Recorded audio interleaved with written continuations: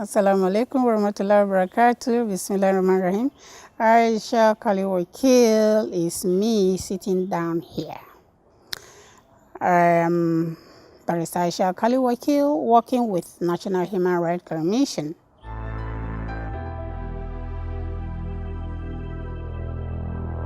Yeah, I always tell people I'm a Nigerian. I come from all over. But if you want to know exactly where I come from, I'm from the East Enugu State. So what attracted me to embrace Islam is what attracts fly to perch on a particular place. That's the behavior. My husband is a very wonderful man. So I had to follow him and abide by whatever he wants. And being from a South, the tradition of they believe in South that wherever you marry is your home. A woman don't have religion until you settle somewhere. So if your husband is a pagan, you join him. If he's a Christian or Muslim, whatever, you join him. As a woman, the most important thing is that you are going there to be a good ambassador to represent your family and women folk.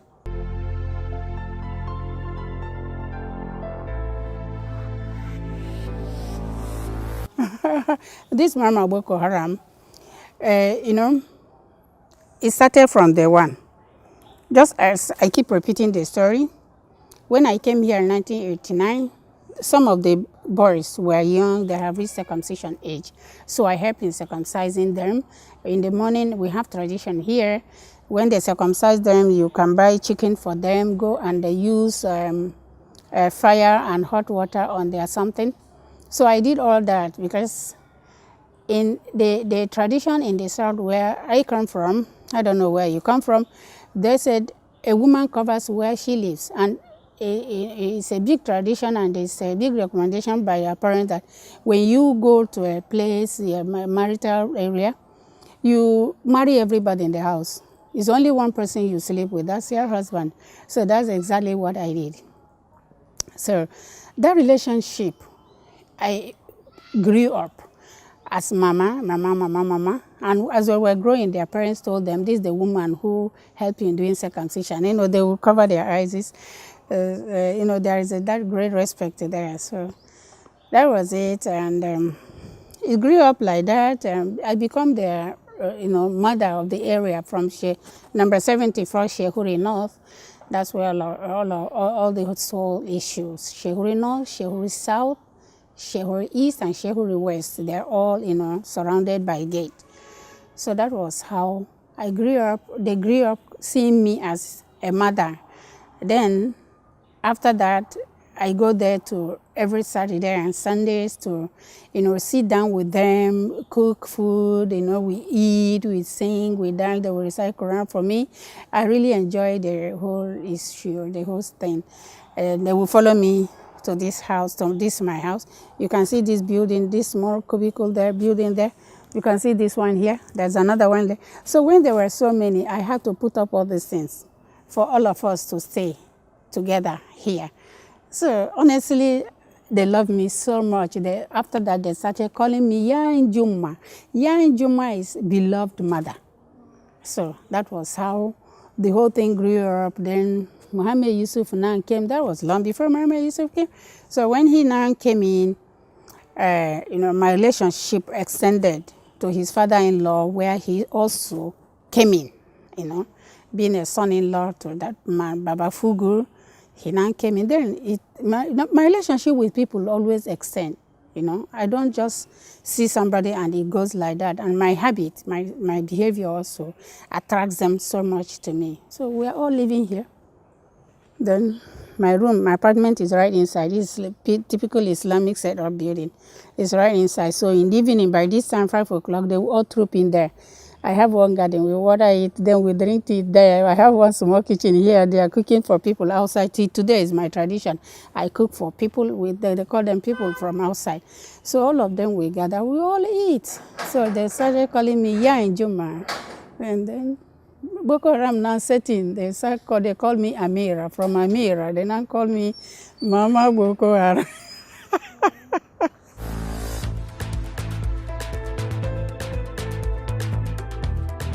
Yeah, kids that grow up with you must notice change. That shows the closeness, and being a mother to them, I was very observant. I noticed there was a certain group, three of them. They were no more staying with them. They were no more here. They were scarce for 3 months, sort of. So I was asking the other people, so where are they? Where are they? Where is this? Where is this? So, Mama, we don't know where they are. Mama, we don't know where they are. So one day, one of them told me they have gone somewhere to come back. Very soon they will come back. So when they came back, I started noticing they were reserved. They're no more the talking type. They were reserved. They were so reserved to the extent I thought something is going wrong with them. So I now called them in when they came back. I called them in. Then they told me they went for training, how to shoot human being, how to kill. So initially, I laughed over it because I thought it's a joke. If you know these people, honestly, if you know Kanuri person, Kanuri human being, Kanuri is here in this state. They can't kill this thing, chicken. They don't. And during Laya, they find it difficult to slaughter. They call people from far to come and slaughter for them. So can you imagine such people turning around to slaughter human being? At times, I don't believe it. At times, I believe. The whole thing is just burying me alive right now. These my kids, I love so much, has turned, nightmare.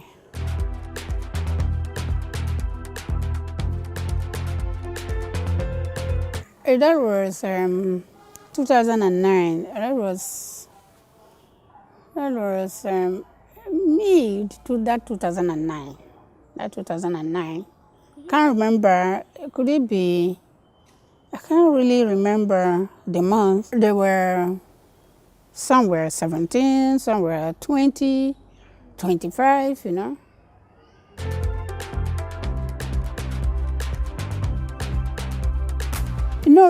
I wasn't with them in their markers. Their markers is their headquarters where Mohammed Yusuf built a large mosque for them. The people I'm talking about now are those ones in this compound with me.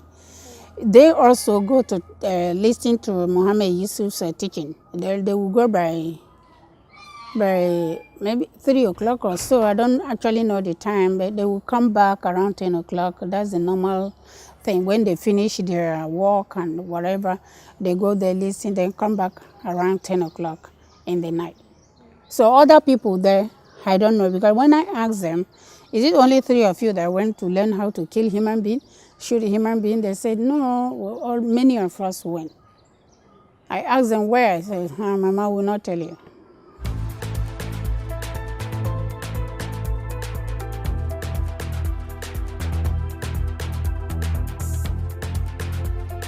Their demands, that time they were saying they should rebuild their markers, that's their headquarters. Then they should compensate them, they should grant them amnesty. They should just forgive, the government should just forgive them. Let them live like normal human beings. That was what they were really airing out within that period. I really don't know what really happened. That committee, what I'm going to say is the leadership of that committee, they did not accept it. They don't like Kabiru Tanimu Traki.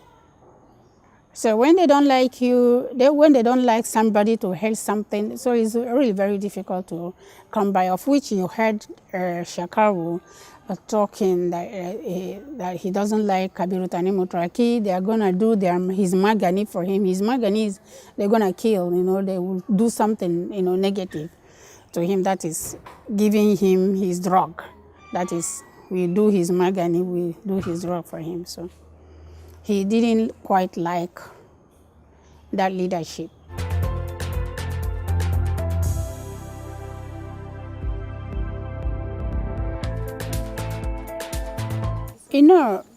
That announcement government security made wasn't right. It's not right. If the person who did that announcement had consulted the chorus, that's the chief of army staff, and the other staff, he would have heard what I was doing with them. They said they're going to get back to me, so I'm waiting for them to come back. And Ahmed Bolori is my go-between. In Islam, we don't talk out freely. And being a woman, I don't talk to men so freely like that without my husband's permission. So I was sending Ahmed Bolori to tell them this, tell them when are we going to start. And the boys said they want to come. Some commanders want to come. If they come and see the security and go back to the bush, they will be very confident with security. And security also said they were willing, but they have some, I think they must have their protocols. They must have some things, papers, exchanging of views and whatever. So that was where we were. They know my house. They wouldn't have declared me that wanted because security, they come here and pick me for the meeting. So we go to meeting together. They have my phone number. They could have called me. So the whole thing is just how Almighty Allah designed it to be that period.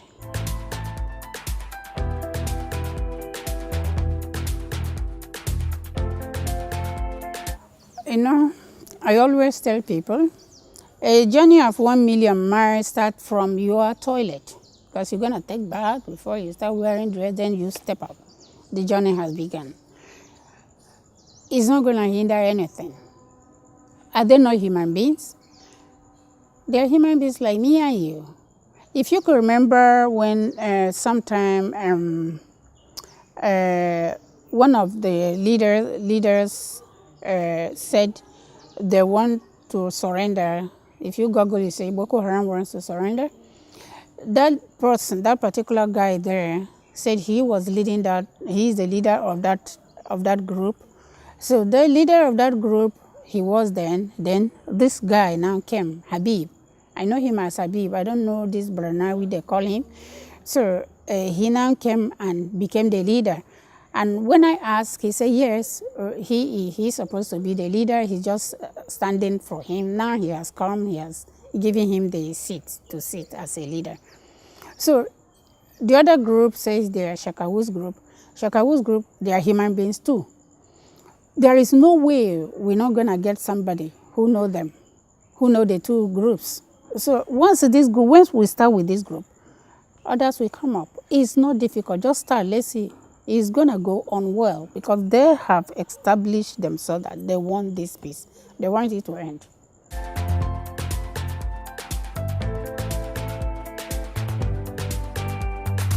They said government shot them because of crash helmet. They don't want to put the crash helmet because they stop their turban. Their turban, they believe, is very clean. That crash helmet is not clean to them. And I believe there was no proper workshop, to tutor them. This is how it is. We have ulamas. They could have organized workshop to tutor them. This is how it's gonna be. This is what the helmet is made up or whatever. So when they were shot without wearing that helmet, and they were carrying their dead group members to bury, they shot them again and killed them. So they were angered. They were angered, and government did not come out to tell them, sorry, this is what they told me. They didn't come out to tell us sorry. I said, okay, I have told you sorry. Sorry. I said, no, Mama, you are just a dyer, just one person telling us sorry. Government should tell them sorry. So the whole thing started. This Boko Haram, they call them. Honestly, I find it difficult to call them Boko Haram. They started as Yusufians. Yusufians are those who go to Muhammad Yusuf to listen to his preaching. These are Yusufians. Then during the war, we call them, they said they are Jamaat al-Sunnah Lidawati wal Jihad, those who fight for Allah. Then all of a sudden, I was hearing Boko Haram, Boko Haram. I said, where did this one come from? 3 names, you people have 3 names. So which one do I believe? We say, Mama, we are Jamaat al-Sunnah Lidawati wal Jihadi. So that's what I call them. But the world called them Boko Haram. I really don't know how that Boko Haram came in. All right. Then we have so many motorcycles here, and they drive rough. And when they hit, if you see them on that motorcycle, if they hit them, their whole brain is shattered. Their whole brain. I think that was what prompted government to introduce this helmet. The government had good intention, but proper workshop was not done due to belief of people here. So they don't know the makeup of that helmet. So that was the major reason why they refused to put on that helmet. They don't know the makeup, and nobody told them whether it is haram or whether it's not haram. So were the Okada people, were they doing motorcycle? That time here, you can't. We have motorcycle go slow. You can't even move. Everybody just motorcycle. So the sect now, most of them were motorcycle riders. They were riding this motorcycle. They were using it as their part of their business, because this guy Mohammed Yusuf, he did a wonderful job. Assuming this thing didn't happen, that boy could have been a hero. He would give them money to start business. He doesn't lie. He preached to them that idleness is not the best. So he will give them money to start business. Those who want to go down south to learn how to slaughter cows, he sent them there. Then this Achabra, we call it Achabra motorcycle, he gave them money to buy motorcycle. He married wives for them, give them houses where they buy small houses, up to 500,000, keep them there. They love him so much for that. They just love him. That's why they bow for him. They respect him a lot.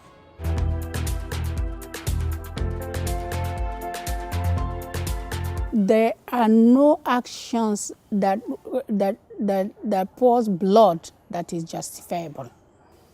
No, I don't believe in this thing they are doing. If I believe, I will sit down, I will ask them continue doing. I'm behind you.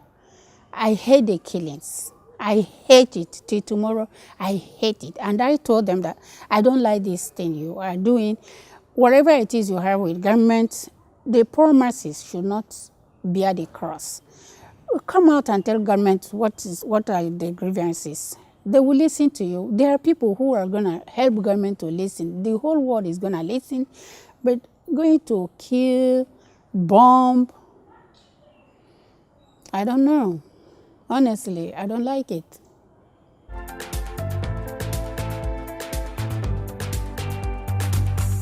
I don't know. Following what I read, they said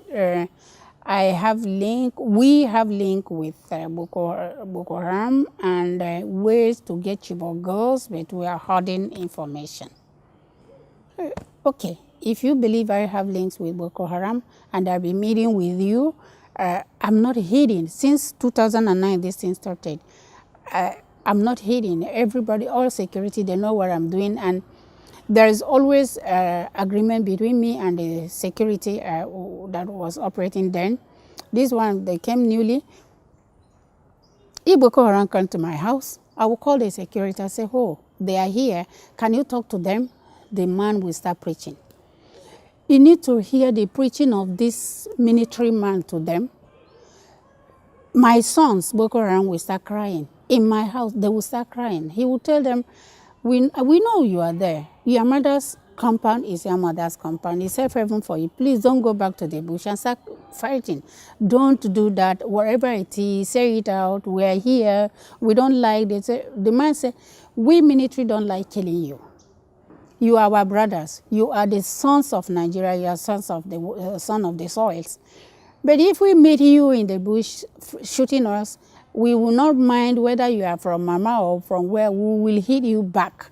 So they say, Naji, we had. It's true. So they were, those military then, they were doing this work within them. Like this, my compound, we had military checkpoint here. They have just gone, all of them have gone to the bush. This my mosque. When Boko Haram were very much around in my house, because if they are bombing Maiduguri that time, I'll drag them. Anyone that said he's in charge of bombing anywhere, I'll go there, drag the person, I'll come and keep the person here. Say, if you let me see you step out of this compound, you see what I will do to you. You think you are the only one that knows how to beat somebody, I will beat the hell out of you. And they will say, yeah. When I finish cooking, everybody, all the soldiers here, I give out food because I like giving. Not only Boko Haram, I'm their mother. I'm also a mother to all the soldiers that came here. I have all their telephone numbers with me. I'm their mother. They call me mother. Once any soldier posted here, he comes to this compound to tell me, Mama, we are around, so please send our food to us. So one day, when this thing was going on, I said, let me test these kids. I now gave them food to take it to the soldiers. They went there, the soldiers were, chatting with them, and soldiers gave them some canned Coke. They came back crying. From there, they were crying like babies. I said, why are you crying? Did they beat you? Did they see any of you? Say, no, Mama, look at what they gave us. And they were even preaching to us that we should tell our brothers they should stop this thing they are doing. You are youth, you can be leaders of tomorrow. Go to school, there is nothing wrong with school. Then, they talk to them to the extent, it hurts their hearts. They pray together. Soldiers will come in there, put their guns and pray. Amongst Boko Haram. After praying, they will shake hands. The Jamaat al-Sunnah, my sons will come in and say, Mama, we pray with soldiers. I say, hey, why didn't you then carry gun and shoot him? Why? He said, Mama, wallahi, this thing we are doing, only Allah will save us because a lot of people are telling us not to stop this. And look at how can me and my brother, he said, my brother Sojoji, we are standing our shoulder. There is a way we stand in the mosque, their body will be meeting. So we stood and our shoulders are meeting. Their body was just goose pimple. They were just crying inside them. I said, all right. If you go back, you can phone your colleagues, tell them to stop. And at times, they and the soldier, they will see after prayer, they will sit down here. They will chat away. Everybody, my husband, all of them will come here and sit down. And they will be telling the soldiers, you people should pray so that this thing will stop. Soldiers will say, we are praying too. We don't want to come here and die because we are not fighting war. You can look at the relationship I built between them and the soldiers. So I do a lot of things to make sure that this peace, come to pass. I'm single doing this, but Allah is with me, pushing it out for me. So these are the things. These kids want this thing to stop. Honestly speaking, if government should just say, oh, yes, start coming, they will come out from all angles. But they want to know where they are heading to. So that's where we are.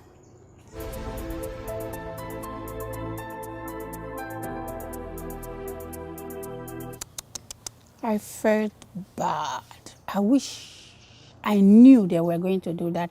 I could have gone to that school, then they would take me along with them. Honestly. When it happened, I quickly called one or two of them. They say, yes, we are the one. I say, oh yeah, start releasing them before the whole people start hearing about it. Start releasing them, let them go and write the exam. So some of them were released. Some escaped. Many of them were asked, I think 30-something of them were asked to go. Then after that, it didn't take much time. Then all these noises started coming in. Whoa, whoa, whoa, whoa, Chibok girl, Chibok girl, Chibok girl. Then they now called me and said, Mama, Ashe Chibok girls, they have become diamond. We are no more going to release anybody. So yeah, they told me. Because the agitation and the protest. Because of the protests were so much, they told me, even Obama, we saw Obama's wife say, bring Chibok girl, bring our girl. So I said, where do you see Obama go? I said, Mama, we see television now in the bush where we are. And so many people, honestly, the noise became so loud. They now bold up. They say, we're no more releasing them. Because it's gonna be something else. It's diamond for them. They say, our golden Chibok girls. If everybody had kept quiet, just see them the way every other people were released. I have released many people. Many people, they were kidnapped. I've just called them, say, please leave this. You took my house girl. You took a daughter of my friend. You took my friend. I don't even know who they are. Their husband will just come to me and say, please. This is it, this is it. I say, okay, you took so. She's my best friend. If you take her, I'm coming there for you to take me too. So they will say, Subhanallah. Go, go, go, go, go, go, go, go, go. So many of them I did, and it could have been the best way to handle it. But as if, Chibo girl, as if, there is something, surrounding them. They say, are we not with other girls? Why is it that nobody is talking? I said, the difference is, these ones were in a lump. You just went and lumped them up, pack them. You just design a particular day, carry a luxurious car or whatever car, tipper, lorry, go and pack all of them, and they were writing exams. Writing exam or not writing exam, kidnap is the kidnap. So the noise was so loud, that was where we are till today. No, I wouldn't know all of them because there was a time they said, that time they were taking, I think 2 weeks after that, 3 died.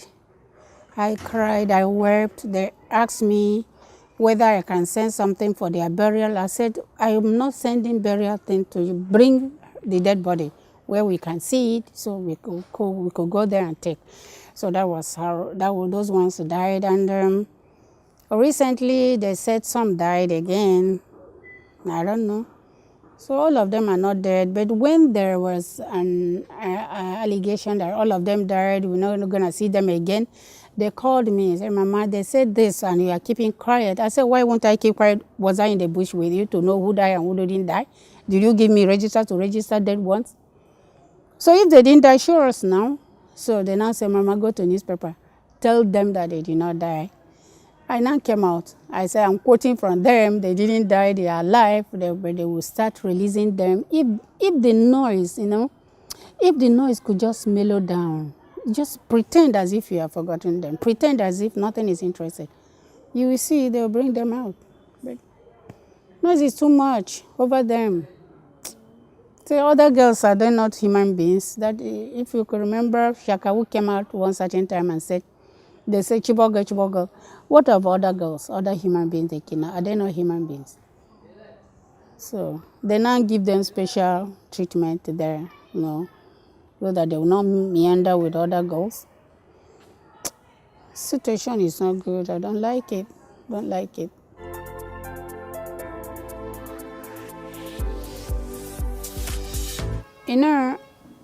When you see a fire burning, what do? Neighbors, everybody will run to put up that. When there is nobody to put it up, what happens? It will engulf the whole building. So this is what I am doing. Being the kind of person, I like mediation. Right from my childhood, I'm gifted in mediating. Not only Boko Haram, I mediate husband and wife quarrels, tribal quarrels. God gave me that. So this thing, when I started, my husband really doesn't appreciate it. He said these children has become weird. I said, those kids, that grew up in this house, them, they are not supposed to be there. So if we keep quiet, it's going to be worse. So, and he knew that when I believe in something, unless heaven comes down, you can't stop me. And I'm from the south. I'm not from here. I know how our women do their things. Once they believe it's just, they do it. So I said, no, I cannot fold my hand because everybody is scared of them. By that time, if you talk about Boko Haram, oh my God, as if you have mentioned something, one kind something somewhere. I said, but if everybody folds hand like this, the children will keep doing what they are doing. You know one thing, they asked me one day, Mom, it seems as if everybody in Maiduguri have abandoned us. You are the only person coming. Why? I said, no, they did not abandon you. They still love you. You know why I'm coming? I'm coming because I saw you. You are my children. They are scared, and I wouldn't like anybody to venture it. I am different from them because I am the kind of human being I am. So if nobody has gone to them, it would have been worse and worse and worse and worse. They won't listen. Frustration will kill them. They need to be showed love. They need to be sure that you are still a human being created by God, and if God can forgive you, who am I not to forgive you? The sin you are committing, Is there anywhere is written in any of the holy books that is about forgiveness? God will frown at it quite all right, but once you ask for forgiveness, He's gonna wipe it away for you. So that's why, He has to agree. He has to leave me to do my thing.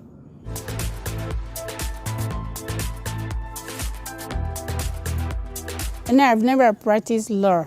In law we have what we call ADR, Alternative Dispute Resolution. I am on that. All lawyers don't go to court. So I'm into mediation and I work with national human rights. So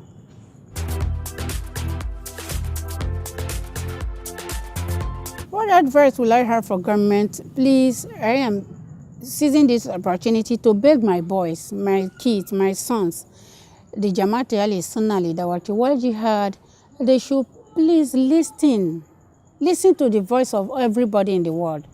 Let them come out, state what the grievance is, or say what they want. Government is ready to listen. The whole world is watching. They should please now stop. Then government should try as much as possible. There are people they listen to. Just as I told you, they are human beings. They listen to people. So government should see that opportunity, get those people they are listening to. I might not be the only one. I can't claim credit. There may be many people like us, like me. So they should get them. Then we talk to them. Get us, we go talk to them. They will come. They will stop. No matter what they are doing now, they tell you, no, they have joined ISIL or wherever they join. ISIL is ISIL there. This is Borno. This is Nigeria. So whatever they are saying, government should just try looking for a way out to bring them. Dialogue is the best. Well, I don't know. I'm not there. When they said that ISIL is going to put in the new leadership, I called them and said, what concerns you again with ISIL? I said, Mama, I should just I should just have patience. That was the answer. So when you look at it, I really don't know whether it's real or not. Security should tell us that. I don't know.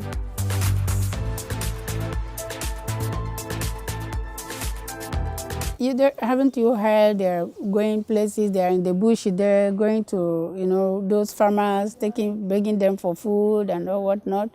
When they are hungry, they go haywire to get what they want to eat.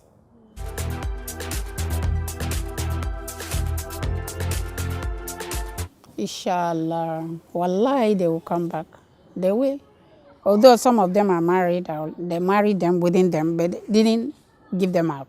Because when I asked them, did you marry them, go where? Is it Niger or what? I say, Mama, how will you allow our girls to go out? We marry them.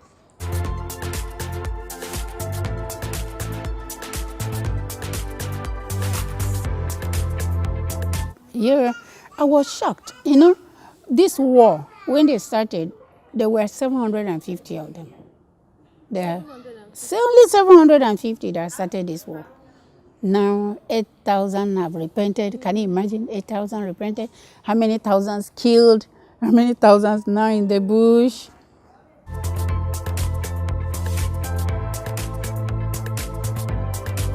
It could be true because I have asked them this question. They say, Mama, these things we are doing now, we are not doing it ourselves.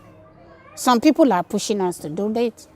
All this peace you want us to do, that was during Jonathan. That was why they begged if new government could come, they will come back home proudly, and stay within the community. So they said people are sponsoring them. Some politicians are sponsoring them. Then there was a time they said those politicians sponsoring them, they are now showing them pepper because they will tell them to trailer load of beans, rice, a cow, goat. This, every week they will be telling them to load it and bring it to them. I said they will get tired. I said, yes, now they will get tired. If they get tired now, it's better they will mention their name. I said, so if they didn't bring it, you mention. These words, people are really instigating them. And my prayer is anybody whose hand is on this, Allah we worship will surely kill that person, kill them, kill their descendant and their family. Because they cannot keep their family abroad, then you'll be killing innocent people, destroying government's property.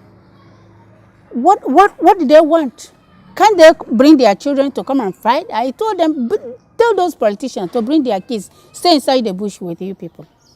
They can't be fighting, then they are in America, they are in Dubai, they are in London, they are everywhere. Bermuda country, they are there. Then you'll be inside this bush with korokoro all over you fighting what I don't know.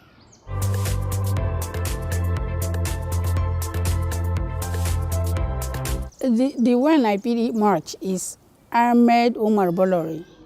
He's just a small boy, you know. I'm alone. He's from here.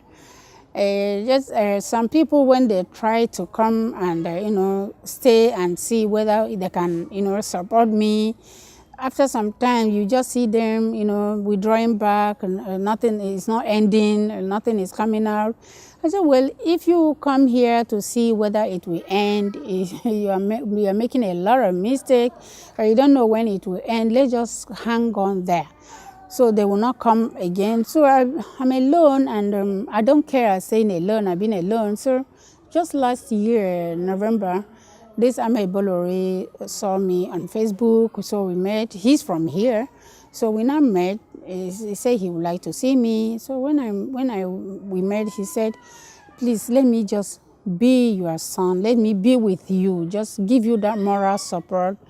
I said, how? It's scary. He said, yes, it's scary, but let me just be with you.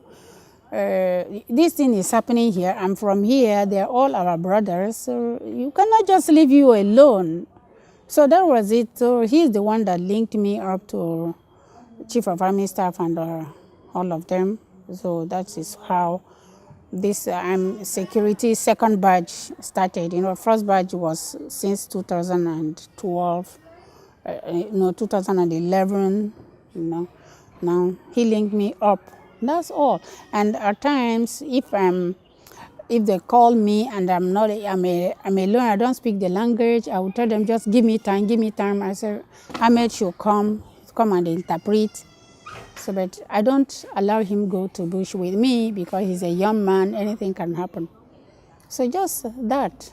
Then Ahmed Zelkida was a good friend of Mohammed Yusuf. He's familiar with the organization when it was happening. So I spoke to him on phone once. I don't know him. I've never met him face to face. So two of us, we now lament. I told him who I am, and he told me who he is. So we said, how are we going to bring these children back to their senses? He said, well, with God, let's just hope government is serious. So he lamented how he was treated. I said, well, my brother, we just have to hold these boys. If you that know them don't give up, I won't give up. So that was it. We have never met.